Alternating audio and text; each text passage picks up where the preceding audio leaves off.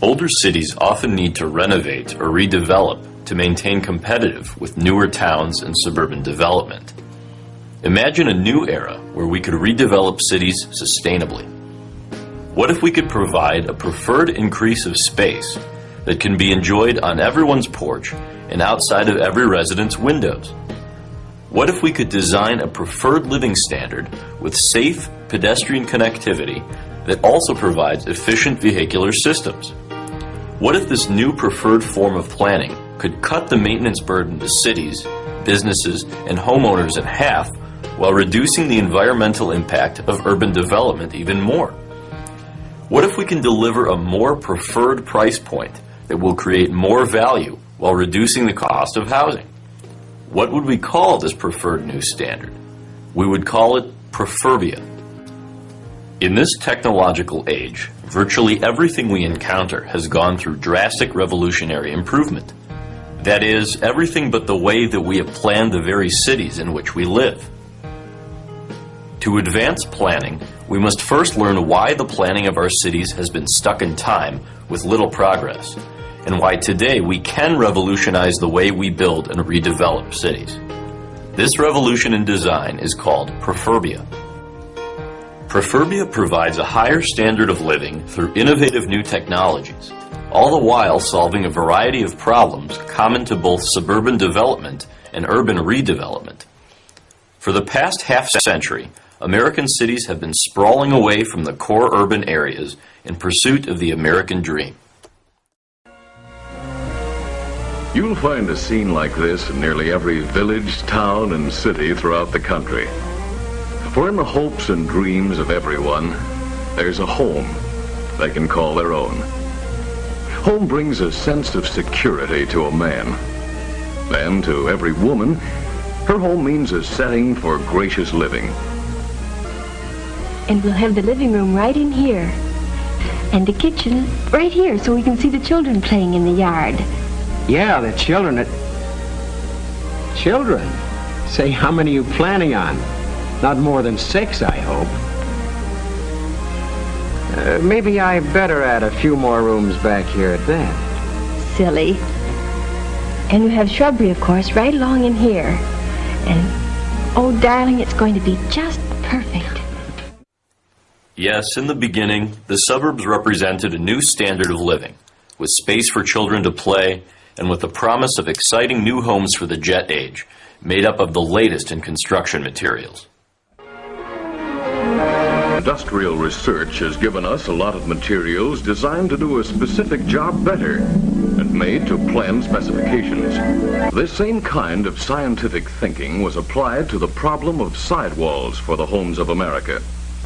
It was natural that the scientists would turn to asbestos. So from long testing and experiment, there came asbestos cement siding. It was given every conceivable test. We see that you're using asbestos cement siding on your homes. Can you tell us why? Yes. These sidewalls help us create distinctive and attractive homes. Our customers like them. We've sold more than 17,000 homes here in Levittown. Tell us, Mrs. Adams, what has been your experience with these asbestos cement sidewalls? Well, we've been very pleased, and it certainly has improved the value of the place. Though we're not thinking of selling, mind you. Though short-sighted in its conception, the American dream of a large suburban home took hold, and dwellers of small city lots flocked to the suburbs for the promise of spacious living. We must remember that our older cities were quite dense. To understand why our cities were so dense, we look to clips from this historical film. Now America is a land of mighty cities, and much of our space has been transformed into urban density. We see this on the East Coast in a city like Boston. And we see the same density on the West Coast in a city like San Francisco. Practically all American cities, large and small, have a similar pattern of density. As we look closely, we see that city lots are narrow. Here is a 24-foot lot. The average city lot is 20 feet, laid out on straight streets in a gridiron pattern.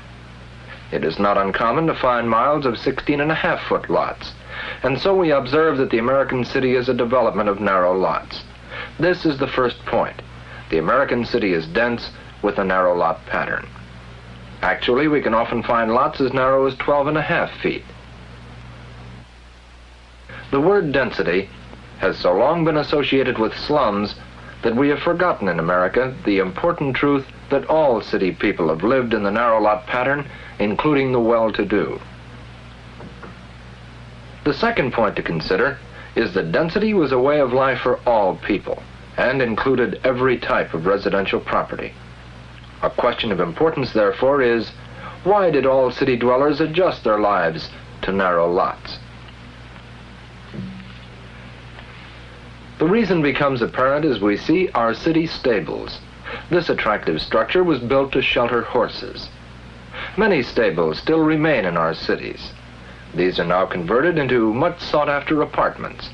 Not long ago, however, horses were moving in and out of this courtyard. Indeed, we occasionally see old Dobbin himself. It is of the utmost importance for us to remember that throughout most of the history of civilization, man has been dependent upon animals for transportation.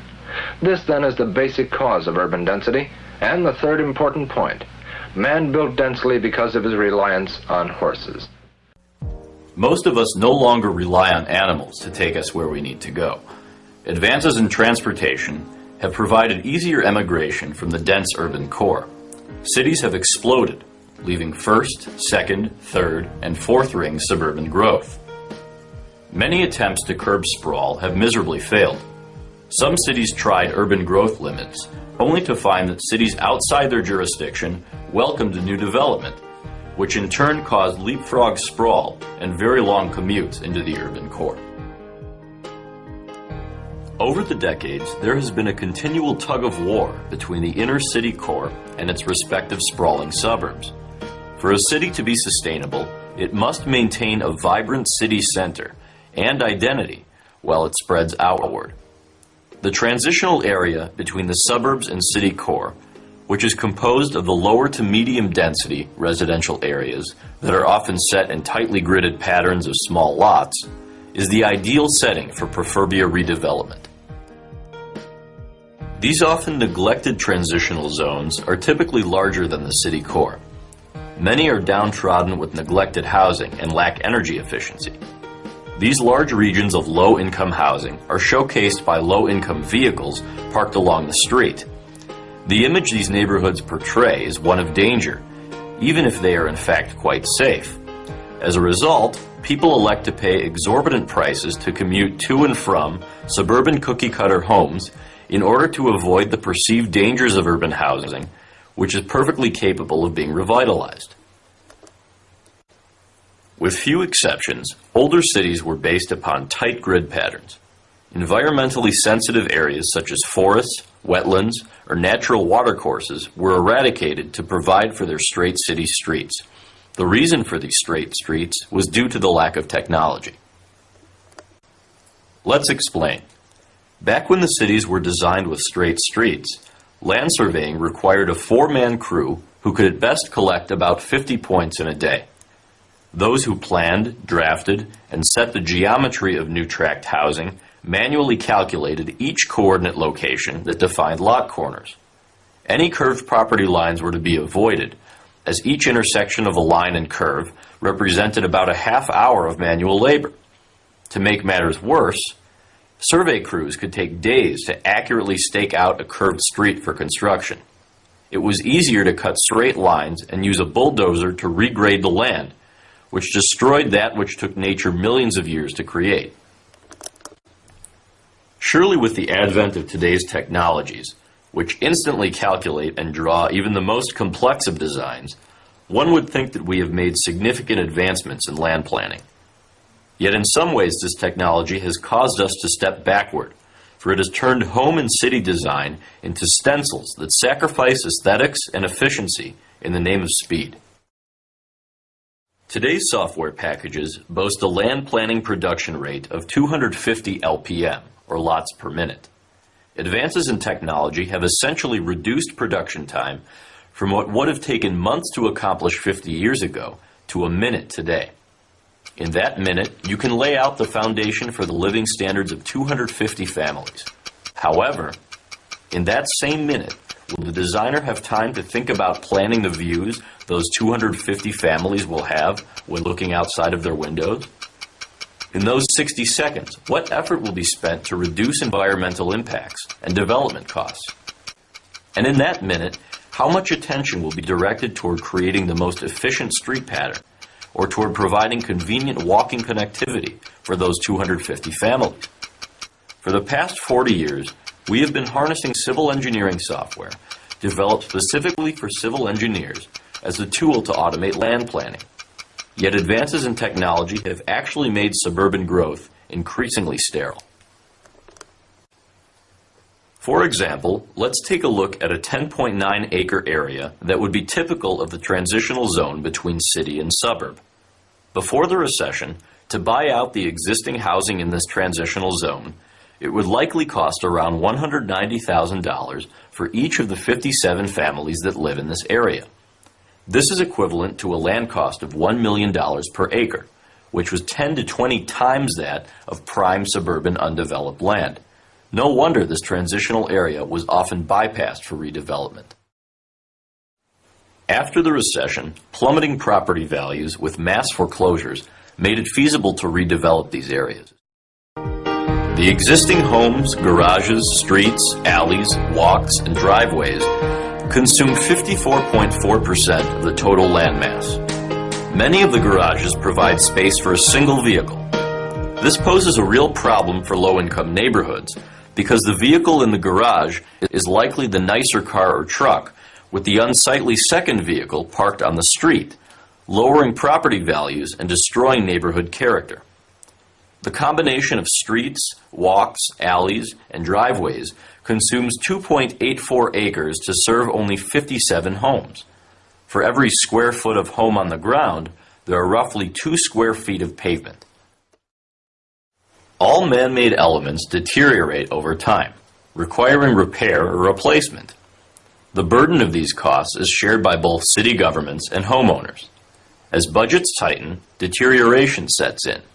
The tax base required for cities to maintain the public streets and sidewalks dwindle as property values plummet.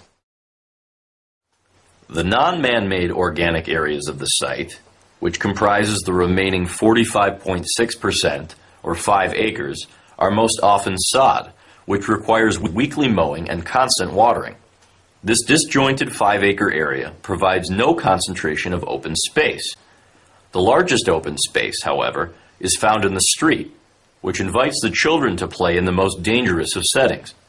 No wonder families flock to the suburbs with the promise of large yards for children to play.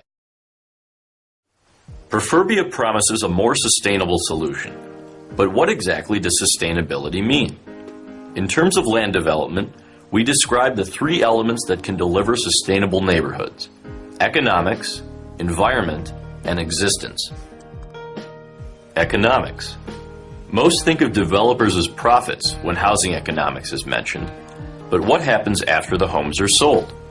Economics must include long-term stable home values, the cost to maintain the neighborhood, the reduction of energy costs, and the removal of factors that detract from home value.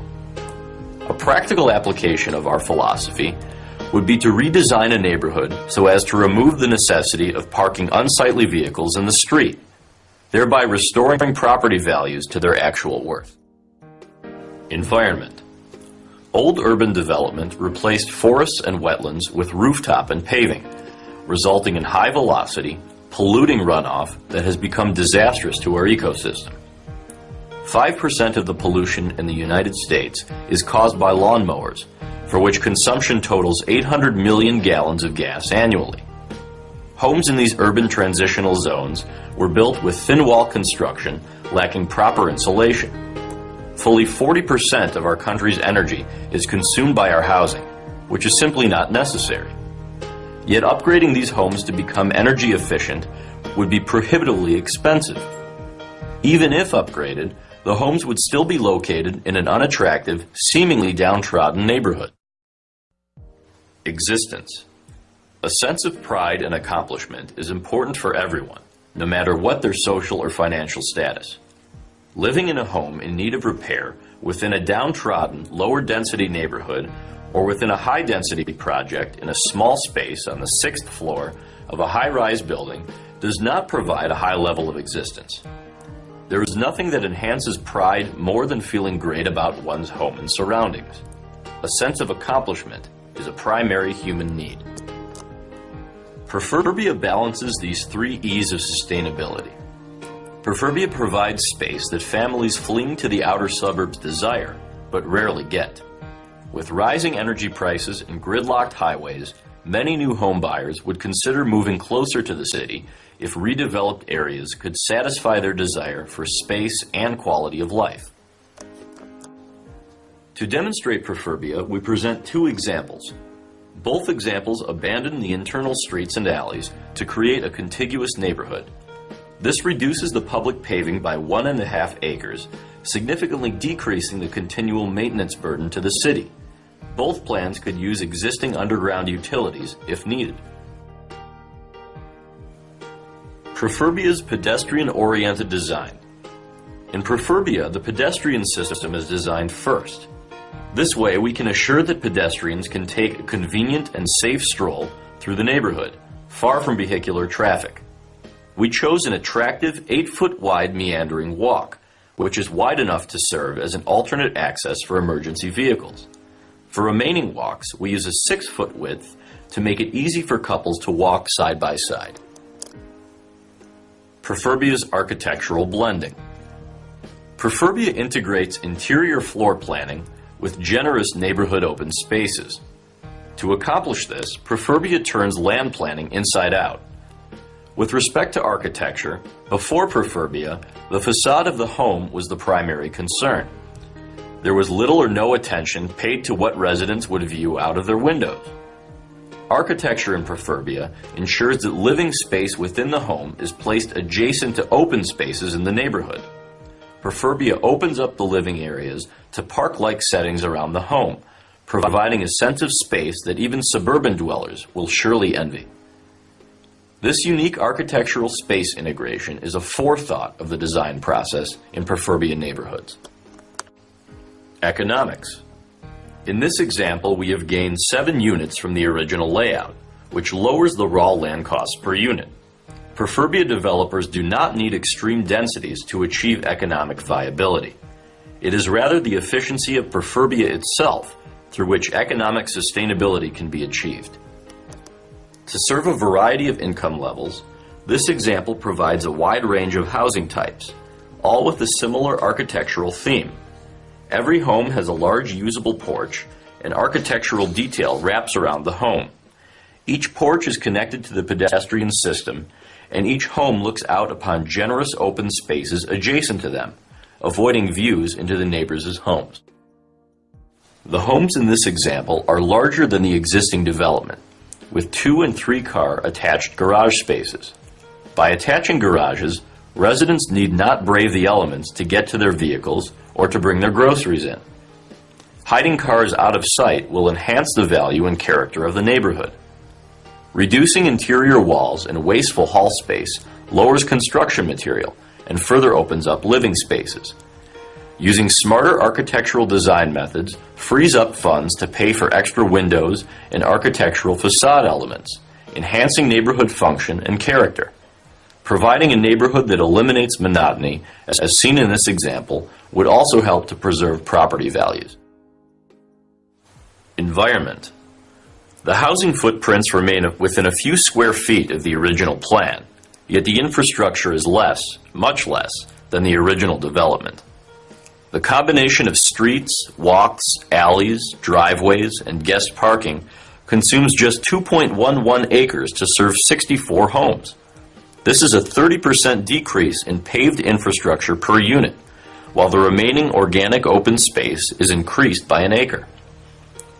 Scale is used to enhance the sense of space while strolling through the neighborhood and while relaxing in the living spaces of the home. Prefurbia promotes the use of low watering and no-mow alternatives to sod, including natural filtering elements such as surface-based drainage, rain gardens, and retention ponds. Site infrastructure would cost less to construct, and these savings could be applied to better home wall and window insulation materials, to better neighborhood amenities, and perhaps even to clustered geothermal, solar, or wind energy systems. Let's look at our second example, a Prefurbia alternative using coving. Coving is a geometric method that can provide greater curb appeal with an increased sense of space over conventional design methods. Cove design provides views that extend from front, rear, and sides of homes as the streetscape meanders through the neighborhood.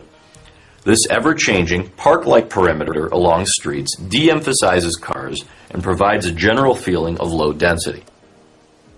This second example provides a straight 8-foot wide tree line walk through the neighborhood. This creates a shaded focal point while also providing alternate access for emergency vehicles.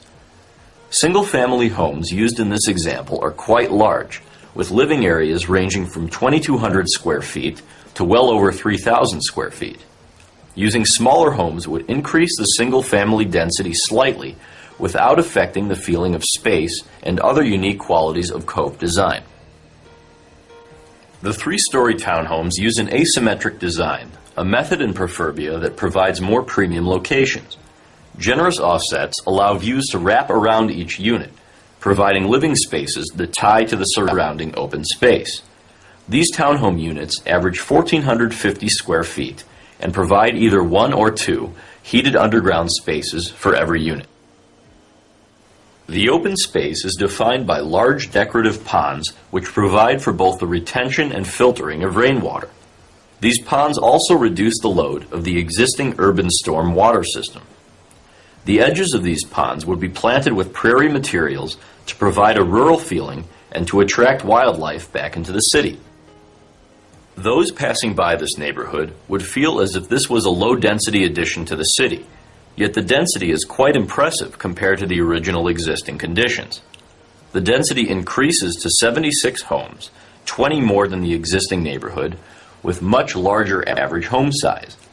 The overall paved reduction per home is 50% less per unit. In sum, this 50% reduction in infrastructure is a tremendous improvement from the original grid-based design pattern. The previous 2 examples provide an introduction to the design methods of Prefurbia as applied to urban redevelopment. Prefurbia provides a wide range of housing and commercial solutions as well as new land use and regulatory methods. Prefurbia provides a balanced, sustainable solution for the urban transitional areas that would pull investment back toward the core city. Prefurbia provides neighborhood solutions that would attract suburban dwellers and businesses alike closer to the core city. To learn more, the foundation of Prefurbia is taught in our book entitled Prefurbia: Reinventing Land Development from Disdainable to Sustainable. The book explains in detail many more solutions that would be ideal for today's urban revitalization. For cities, developers, and consultants, the design methods of Prefurbia are taught within the Performance Planning System, or PPS, which blends technology and training to empower those serving in the land development, design, and building industry. PPS is the only standalone technology created specifically for sustainable land development design. PPS provides a platform to foster collaboration through the design process among architects, planners, engineers, surveyors, landscape architects, and the developer. PPS is also the ideal platform for educators to provide the training needed to teach the next generation of sustainable design professionals. The combined teachings provided in Prefurbia and within PPS make it possible to build new neighborhoods with 30% less infrastructure and ultimately to redevelop existing cities with 50% or less infrastructure than currently exists while increasing existing density. In short, Prefurbia makes smart growth even smarter. If you are interested in consulting services for your development or redevelopment needs, Rick Harrison Site Design Studio, creators of Prefurbia and PPS, is available to developers in cities around the world to provide land planning that delivers a preferred standard of sustainable living, Prefurbia. We are also available to speak at your next conference.